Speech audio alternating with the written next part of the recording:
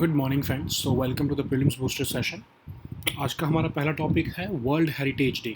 तो आपको पता है 18th ऑफ अप्रैल को हर साल international day for monuments and sites मनाया जाता है, जिसको हम वर्ल्ड हेरिटेज डे भी कहते हैं।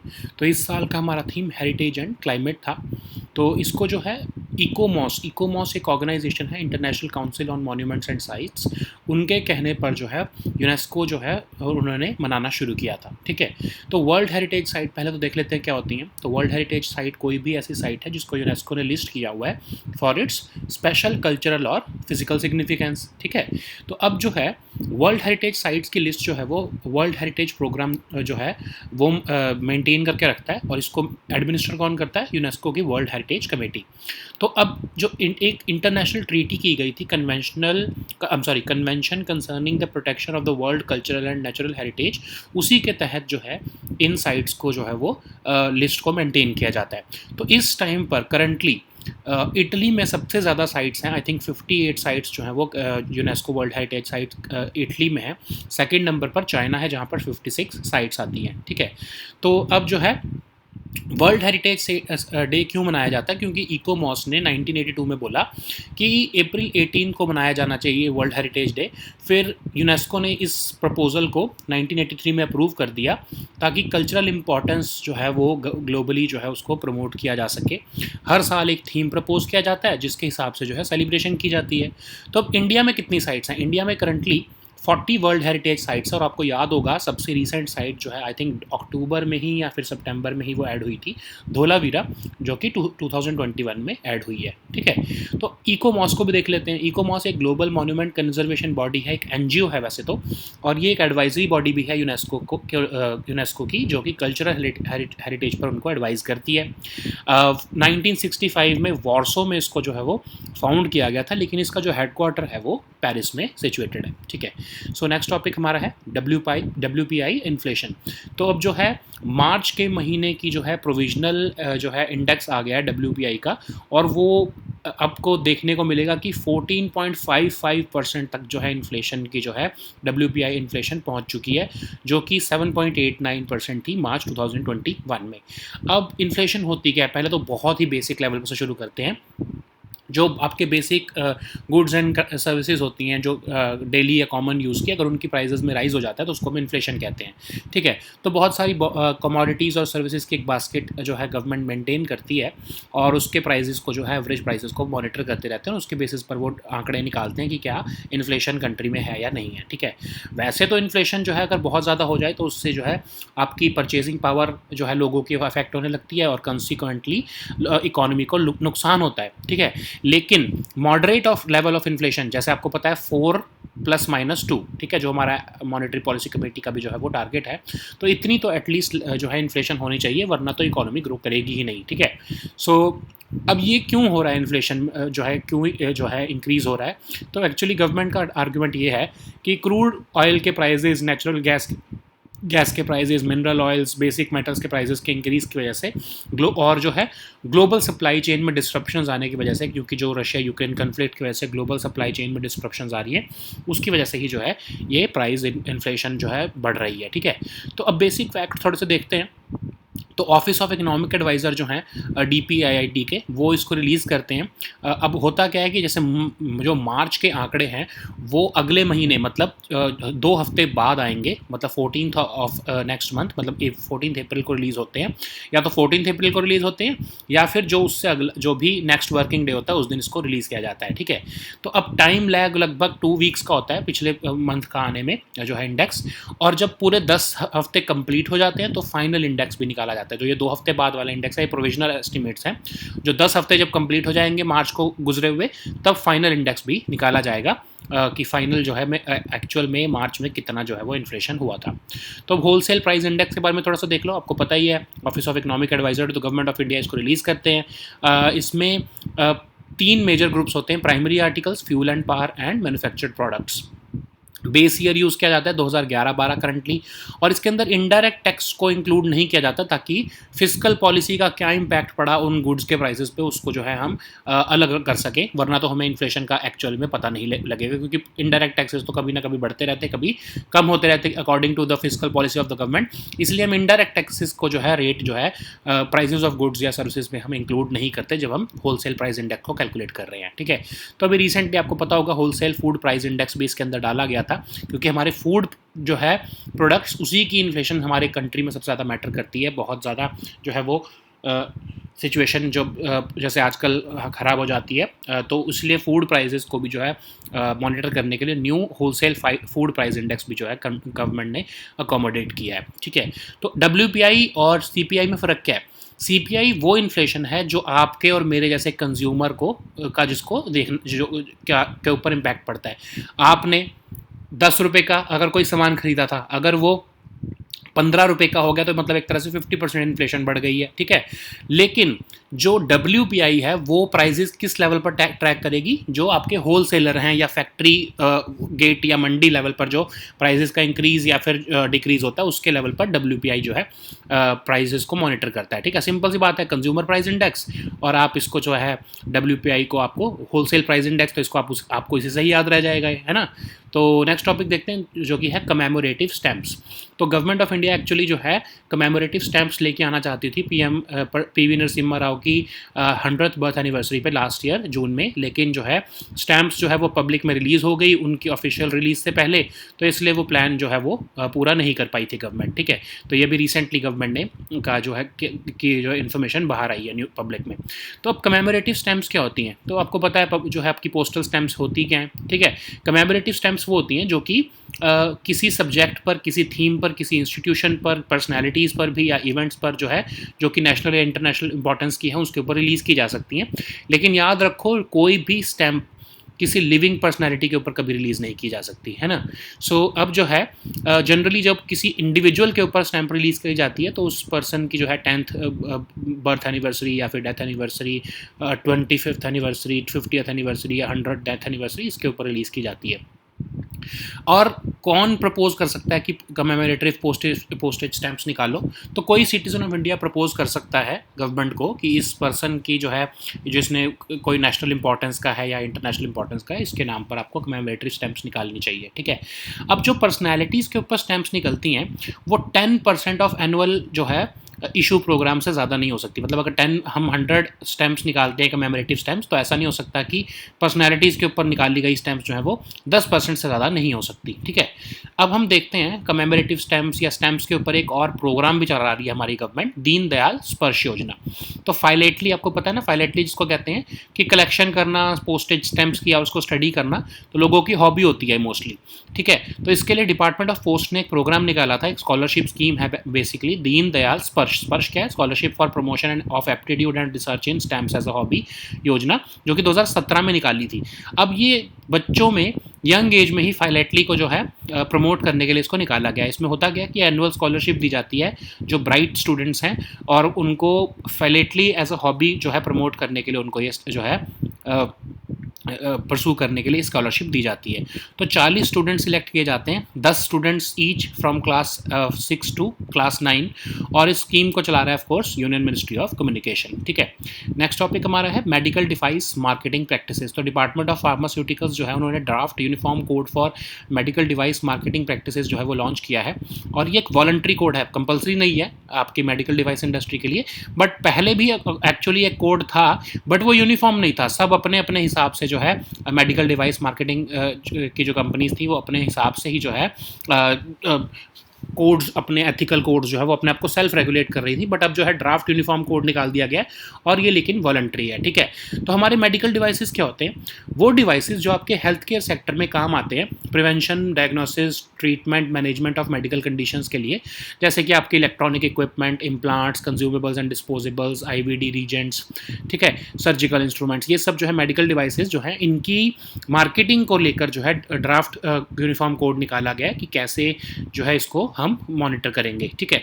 सो अब इसकी जो करंट साइज़ है करंट इंडिया में वो लगभग $11 बिलियन की इंडस्ट्री है और इसका ग्लोबल जो शेयर है वो लगभग 1.5% है, ठीक है।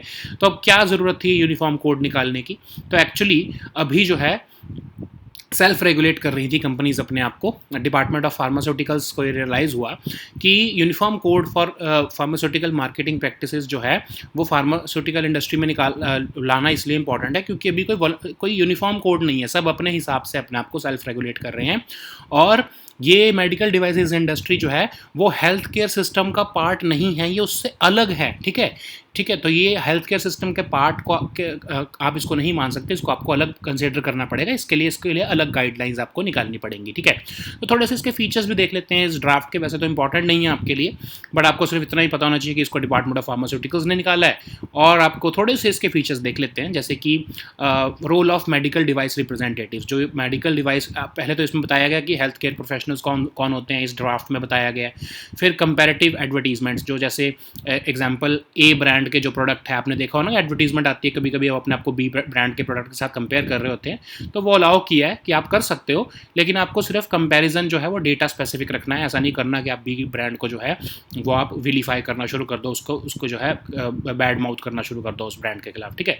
सो अब जो है मेडिकल डिवाइस रिप्रेजेंटेटिव्स का क्लिनिकल सेटिंग में मौजूद होना भी जो है वो कहा गया है कि उसका मोर इन्वॉल्व रोल होना चाहिए, जो कि मेडिकल डिवाइस रिप्रेजेंटेटिव है, ठीक है। तो एक जो हेल्थ केयर प्रोफेशनल, जो आपके डॉक्टर नर्स जो है, उनके साथ एक मेडिकल डिवाइस रिप्रेजेंटेटिव जो कि जिसने वो डिवाइस बनाया है वो बहुत ज़्यादा इन्वॉल्व रहे, ताकि जो है कभी कोई गलती ना हो जाए हेल्थ केयर प्रोफेशनल से उस डिवाइस को यूज़ करते हुए। और जो आपके हेल्थ केयर प्रोफेशनल्स हैं, जो डॉक्टर्स, नर्सेज, ठीक है, या हेल्प्स जो होते हैं आपके हेल्थ केयर प्रोफेशनल्स, उनके रेगुलरली ट्रेनिंग सेशंस भी कंडक्ट कराए जाने चाहिए। और कोई भी गिफ्ट्स या कोई एडवांटेजेस या बेनिफिट्स नहीं दे सकती ये मेडिकल डिवाइसेस की इंडस्ट्री किसी भी हेल्थ केयर प्रोफेशनल को, जैसे डॉक्टर को। आपको पता है ना कि ये बहुत ही ट्रेंड होता है, तो ये इसमें डिसअलाउ किया गया है कि आप हम नहीं तो क्या होता है कि डॉक्टर्स को ये कहते हैं कि आपको हम गिफ्ट्स देंगे अगर आप हमारे प्रोडक्ट्स को जो है वो रिकमेंड करोगे, तो इस सब को अलाउ नहीं किया गया है। फिर जो है जो भी आपके मेडिकल डिवाइसेस हैं, जब तक आपने उसकी लाइसेंस फॉर सेल नहीं लिया तब तक आप उसको एडवर्टाइज नहीं कर सकते, जब तक आप उसको प्रमोट नहीं कर सकते, जब तक आपने मेडिकल डिवाइस रूल्स 2017 के अंदर उसके लिए लाइसेंस नहीं लिया है, ठीक है। तो ये आपके जो आपके रूल्स कह रहे हैं। नेक्स्ट टॉपिक हमारा है पार बॉइल्ड राइस। तो तेलंगाना सीएम जो है वो एक धरने पे बैठ गए थे अभी रिसेंटली, कि वो कह रहे थे गवर्नमेंट को कि आप यूनिफॉर्म पैडी प्रोक्योरमेंट पॉलिसी निकालो। अब क्यों हुआ ये धरना? क्योंकि गवर्नमेंट ऑफ इंडिया ने बोला कि अब वो जो एक्सेस पार बॉइल्ड राइस है उसको जो है परचेज नहीं करेंगे, ठीक है। अब तेलंगाना उसका मेजर प्रोड्यूसर है, तो इसलिए जो है तेलंगाना के चीफ मिनिस्टर को ऐसा करना पड़ा। तो पार बॉइल्ड राइस होता क्या है? अब नाम से ही पता लग रहा है, पार बॉइल्ड राइस मतलब जो पार्शली बॉइल्ड राइस है, ठीक है। अब इसमें होता क्या है कि जब आपकी धान जो है, जिसको आप पैडी कह सकते हो, उसकी मिलिंग करने से पहले उसको एक बार बॉईल किया जाता है थोड़ा सा, ठीक है। अब ये कोई नवा प्रैक्टिस नहीं है कंट्री में, इससे पहले भी एंशिएंट टाइम्स में भी ऐसा किया जाता रहा है। अब इसमें क्या होता है, पहले सोकिंग की जाती है, फिर स्टीमिंग की जाती है, फिर उसको ड्राई किया जाता है और उसके बाद जो है पैडी को मिलिंग की जाती है, ठीक है। इसके बेनिफिट्स क्या हैं? राइस टफर हो जाता है, और जो है राइस कर्नल जब टफ हो जाता है तो उसके टूटने के जो है चांसेस कम हो जाते हैं। उसकी न्यूट्रिएंट वैल्यू भी बढ़ जाती है क्योंकि सारा स्टार्च निकल जाता है बॉइलिंग करने से। फिर जो है रेजिस्टेंस टू इंसेक्ट्स और फंजाई भी हो जाता है इससे, ठीक है। लेकिन इसकी प्रॉब्लम्स भी हैं। इसकी स्मेल बहुत जो है वो अनप्लेजेंट आती है, क्योंकि हमने बहुत लंबे टाइम इसको सोक करके रखा होता है। और इसमें जो है ऐसी मिल्स को जिसमें पार बॉइलिंग करनी पड़ती है, उसमें इन्वेस्टमेंट भी ज़्यादा लगती है एज़ कम्पेयर टू नॉर्मल जो रॉ राइस मिलिंग यूनिट होता है, ठीक है। तो इसकी ड्रॉबैक्स है। सो नेक्स्ट टॉपिक हमारा है इरिडियम फोन्स। तो अभी हमको जम्मू कश्मीर में जो है आपको कश्मीर वैली में मिलिटेंसी हिट कश्मीर वैली में आपको जो है गवर्नमेंट ऑफ इंडिया को इरिडियम सैटेलाइट फोन्स मिले हैं, जो कि एक्चुअली में यूएस फोर्सेस यूज़ करती थी अफगानिस्तान में। तो ऑफ कोर्स आपको पता ही लग रहा होगा कि तालिबान के थ्रू यहाँ पर पाकिस्तान ने इसको भेजा है, ठीक है। तो एनटीआरओ को और डिफेंस इंटेलिजेंस एजेंसीज को कहा गया है कि आप नज़र रखो कि कहाँ पर ये सैटेलाइट फोन्स यूज़ किए जा रहे हैं, ठीक है। तो अब जो है इसको हम 2012 में कम्प्लीटली बैन कर चुके हैं। इन फ़ोन्स को। पहले भी इसका यूज़ हुआ था इरीडियम फ़ोन्स का। तो इरीडियम फ़ोन्स एक्चुअली हैं क्या, एक अमेरिकन कंपनी है इरीडियम कम्युनिकेशन, उनकी 66 एक्टिव सैटेलाइट्स है, जो है आपके जो है कॉन्स्टेलेशन, उनकी एक 66 सैटेलाइट्स का है, और वो एक्चुअली यूएस मिलिट्री वगैरह के लिए यूज़ करने के लिए बनाया गया था, बट अब ये तालिबान के हाथ में आ गया है, और तालिबान जो है इसका यूज़ जो है इंडिया के अगेंस्ट जो है पाकिस्तान को करने के लिए दे रहा है, ठीक है। सो नेक्स्ट हमारा टॉपिक है प्रफुल्ल कर। तो ये एक बहुत ही बड़े म्यूज़िक कंपोज़र, सिंगर, राइटर और लिरिसिस्ट थे। उनके भी रिसेंटली डिमाइज़ हुआ है 83 ईयर्स की एज में। ओडिया म्यूजिशियन थे, इनको जो है पॉपुलरली कमल, देशार, राजकुमार भी कहा जाता था। इनको पद्मश्री भी दिया गया 2015 में। नेक्स्ट टॉपिक हमारा है national data and analytics platform. तो नीति आयोग प्लान कर रहा है कि वो एक national data and analytics platform निकाले, ताकि जो गवर्नमेंट डेटा है वो यूज़र फ्रेंडली फॉर्मेट में लोगों को प्रोवाइड कराया जा सके। अब इससे होगा क्या कि जो गवर्नमेंट सोर्सेज का जो डेटा होता है वो एक्चुअली अलग अलग स्टैंडर्ड से मेंटेन किया जाता है, ठीक है। तो 2020 में नीति आयोग ने डिसाइड किया कि इसको हम जो है स्टैंडर्डाइज कर देते हैं, और ताकि होगा क्या कि पॉलिसी मेकर्स, एकेडमिक्स या रिसर्चर्स जो है वो इजीली एनालाइज कर पाएंगे डेटा को, उसको उनको प्रोसेस नहीं करना पड़ेगा सेपरेटली, ठीक है। अब जो है ये भी कहा जा रहा है कि नीति आयोग ये भी प्लान कर रहा है कि विलेज लेवल तक का भी डेटा जो है वो फ्यूचर में इसमें ऐड किया जाएगा। अब अभी क्या होता है कि पब्लिक डैशबोर्ड्स तो हैं गवर्नमेंट मिनिस्ट्रीज़ के, लेकिन डेटा कोई आपका पीडीएफ फॉर्मेट में है, कोई किसी इमेज फाइल में है, तो आप उसको जो है कंपाइल करके उसको प्रोसेस नहीं कर पाते, उसको जो है आपको डिफ़िकल्टी होती है। तो इसलिए कहा जा रहा है कि स्टैंडर्डाइज कर दिया जाएगा, ताकि उसकी प्रोसेसिंग जो है वो आसानी से की जा सके अकेडमिशियंस, पॉलिसी मेकर्स और रिसर्चर्स द्वारा, ठीक है। So now let us see all these topics in English. So the first topic is World Heritage Day. So you know that April 18th is marked as the International Day for Monuments and Sites, and it is also known as the World Heritage Day. So for 2022, the theme for this day was Heritage and Climate. Of course, it was promoted by the International Council on Monuments and Sites, ICOMOS. So you know what is a World Heritage Site? It is a place which is listed by UNESCO for its special cultural or physical significance, and World Heritage Program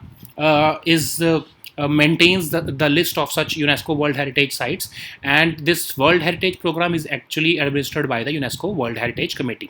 Okay, so currently Italy has the most number of UNESCO World Heritage Sites, followed by China. So why World Heritage Day is celebrated? Actually, in 1982, ICOMOS proposed that we should celebrate April 18 as this World Heritage Day, and in 1983 UNESCO approved this proposal.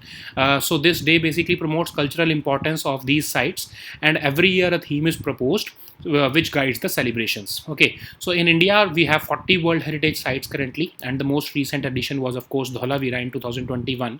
About the ICOMOS, it's of course an NGO, and it is a global monument conservation body. It is also the advisory body to UNESCO for cultural heritage. It was actually founded in 1965 in Warsaw, but its headquarters is located in Paris. Okay. So the next topic is WPI inflation.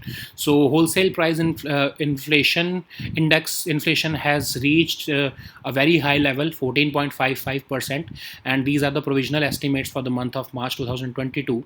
So what is inflation? You know that rise in prices of most goods and services of daily or common use is known as inflation. Okay, so moderate level of inflation is good for the economy, but once it crosses a certain threshold and once it starts picking up the pace, it becomes very bad for the economy because it decreases the purchasing power of the people. Okay, so in India we measure inflation through WPI and CPI, that is the consumer price index.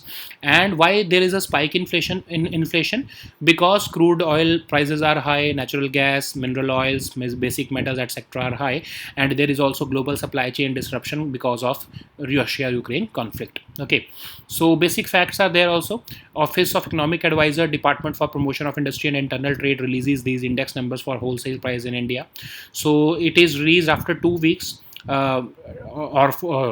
14th of every month, and after 10 weeks are completed, the index is finalized. So for the month of March 2022, we have just recently released the provisional estimates. That is, after 2 weeks of March 2022, we have released the provisional estimates, and after 10 weeks will be completed, we will be releasing the final index. Okay, so this wholesale price index is of course published by the Office of Economic Advisor to the Government of India, and it constitutes primary articles, fuel and power, and manufactured products. Of course, we do not include indirect taxes because they fluctuate according to the fiscal policy of the government. So that's why we do not want to take the fiscal policy of the government into account and how it impacts the prices of on the goods and services. So we deduct these indirect taxes from the prices of the goods, and based upon that we analyze the raw information of increase in prices. Okay, so what is the difference between WPI and CPI? So CPI is basically retail inflation. So what is the inflation that impacts you as a consumer? Okay, so the price at which consumer buys good, based upon that CPI based retail inflation is made, index is made. Okay, and WPI tracks the prices at the wholesale or factory gate levels. Okay, so the next topic is commemorative stamps. So central government was actually planning to launch a commemorative stamp to honor former PM Narasimha Rao ji on his 100th birth anniversary last year, but this plan was scuttled because the stamps got leaked before their official release. So anyways, we do not need to go into the controversy, but we should see what is the commemorative stamp. Okay, you know that what are the postal stamps? They're used as a at any national post office to send a letter or a parcel. You know that. Okay, so these commemorative stamps, postage stamps, are special stamps which are issued on subjects, themes, institutions, personalities, or events who are having any national or international stature. Okay, so you know that no stamp can be issued on a living personality. So generally these stamps are used to commemorate the birth centenary or even 100th death anniversary of an individual. So stamps on personalities cannot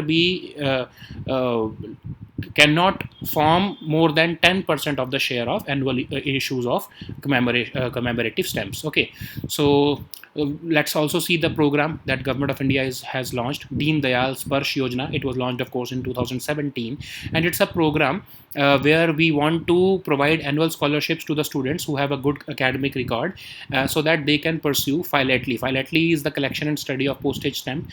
So they can pursue philately as a hobby. So 40 students will be selected, 10 students representing each from class 6 to 9, and Union Ministry of Communication is serving as the nodal ministry for this scheme. So the next topic is medical device marketing practices.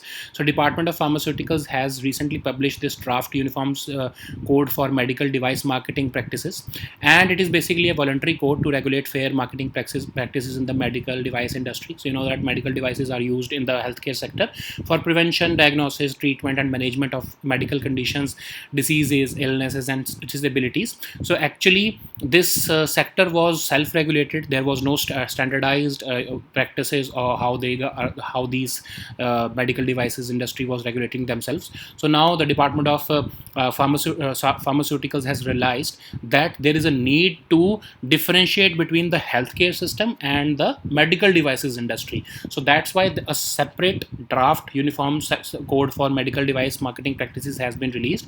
You do not need to go into the details of these features of this draft, but you should be knowing the basics, that what is the difference between a healthcare professional and what is the difference between a healthcare professional and a medical device representative. So healthcare professionals are basically doctors, nurses, etc., and medical device representatives are those who are representing the medical device industry. So medical device industry is basically these electronic equipments, surgical instruments, consumables, and disposals which are used in the healthcare sector.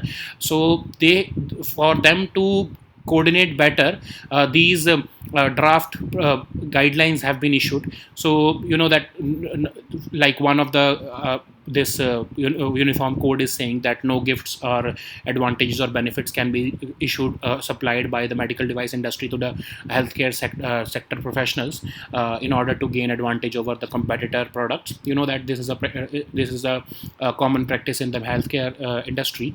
So It is also saying that medical devices must not be promoted prior to obtaining the license for sale under the medical device rule of 2017. Okay, I'm not discussing the guidelines or these codes in detail because it is not very important for you. Okay, you just need to see what are the who has issued these guidelines and what was the need of issuing it.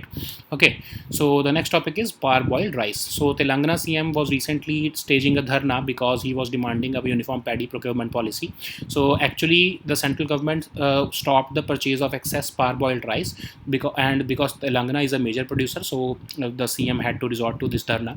So what is parboiled rice? As the name suggests, of course, rice that has been partially boiled is called parboiled rice. So before the milling of the rice or at the paddy stage, the paddy is actually boiled and only then it is milled. Okay, it is not, of course, a new practice. It was followed in India since ancient times. So what are the benefits of this parboiled rice? Because you boil it, you soak it in water, you steam it, and then dry it, and because of before, of course, milling it, so the rice gets tougher. Okay, so it reduces the chances of the rice kernel breaking, and it also increases the nutrient value of the rice because you have removed all the starch from it. Okay, so it is also higher resistant to insects and fungi, but there are drawbacks also because because of going through such processes of soaking, steaming, and drying, it becomes very unpleasant in smell. Also, these specialized mills where parboiled rice is made needs a higher investment than a raw rice milling unit. Okay. So the next topic is Iridium phones. So 15 signatures of Iridium satellite phones have been found at the militancy hit Kashmir Valley. So actually these phones were used by allied forces of led by US in Afghanistan. So now we are deducing that Taliban may have supplied it to Pakistan, and the Pakistani government or the Pakistani military is supplying it to the militants in this Kashmir Valley.